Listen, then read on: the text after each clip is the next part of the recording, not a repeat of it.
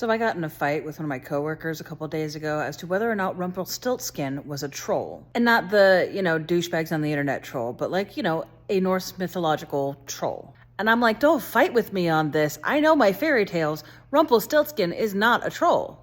But it is easily one of the most favorite conversations I've had in the last month. He was willing to die on this hill. Now, my coworker here, he is somebody who likes to get hung up on words, and I'm a word nerd, so it was a lot of battle of word nerd wits, semantics and technically and blah.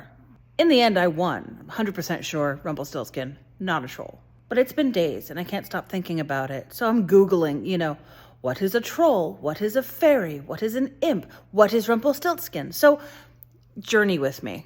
We all know the story of Rumpelstiltskin. Poor man sent his daughter to the king, says that she can weave straw into gold. She can't. A small man appears and says, hey, I can do that for you. And he proceeds to do so with the promise that he will eventually receive her firstborn child. Blah, blah, blah, blah, room full of gold straw, king very happy, they marry, she has a baby, Rumpelstiltskin comes back to collect, and she don't want to give it. So he gives her 3 days to guess his name. In most of the stories that I heard, she stumbles through the woods in despair and comes across a tiny man dancing around a fire, singing about his name and how this bitch will never guess it. So when he comes to collect, she says his name, he tears himself in half. End of story. So what is Rumpelstiltskin? There's a few different things to take into consideration. He can obviously work with gold, so maybe dwarf. He wants to collect children, so definitely fae or fairy. But as I was looking into troll mythology, trolls are known to kidnap children as well. And adults. And anything, really. So, stalemate there. He's obviously some kind of magic user. Trolls typically aren't magic users, so point for me. There's no real decision as to what he actually was. Some say gnome-like, but in the story he's only described as a very tiny little man. In D&D lore, I'd probably make him a gnome wizard or a dwarf wizard, but gnome seems better because he's so small. And gnomes in mythology are more prone to guarding or protecting plant life than kidnapping children. But fairies all about kidnapping children, usually to replace them with other fairies because they're just tricky like that. All right, so I'm ruling out gnome. And dwarf doesn't feel right. Fairy feels right. Fairy feels the closest because they can take any form. They can do whatever the fuck they want.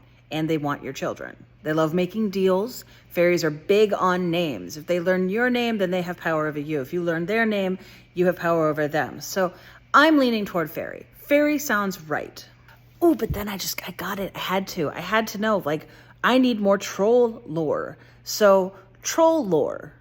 So stories of trolls go as far back as the Jotun, the original stories of, Odin and the Vanir and all of that Norse mythology that we know and love. Trolls are described as having large noses, sometimes multiple heads, multiple eyes, or one eye. They're big, they're scary, they're man-eaters. They are monsters that can turn to stone in the sunlight because they are so solidly creatures of the night. But trolls have also been described as very human-looking who just live in the woods. So hermits and non-Christians have been known to be called trolls and avoided as such. Sometimes dwarves are referred to as trolls, so they can be small. Just some fun troll history that I learned. You have the large trolls or the Jotun, which are giants and huge mountainous beasties. They're used in a lot of Norwegian lore, or Scandinavian lore. So mountains were formed because of them. Rivers. There's a rock formation in Norway called Troll's Tongue. It's very, very common for that to be sort of part of their etymological mythology. And then you have the small trolls, like troblins, which are said to come out and, just cause mischief, just be menaces.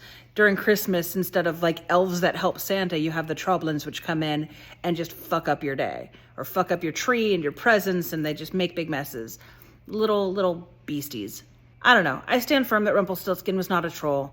There are some little convincing arguments in there, and if you look into it harder, you could probably find some evidence that he might be. I mean, the story of Rumpelstiltskin was collected in Germany by the Grimm brothers, so it is very, very possible that it could be because trolls and Scandinavian, blah. It's not, though. It's not. I'll die on this hill. So what do you think? I need your opinion. Rumpelstiltskin, troll, fairy, gnome, dwarf? What do we think he is? I love your face and have a beautiful day.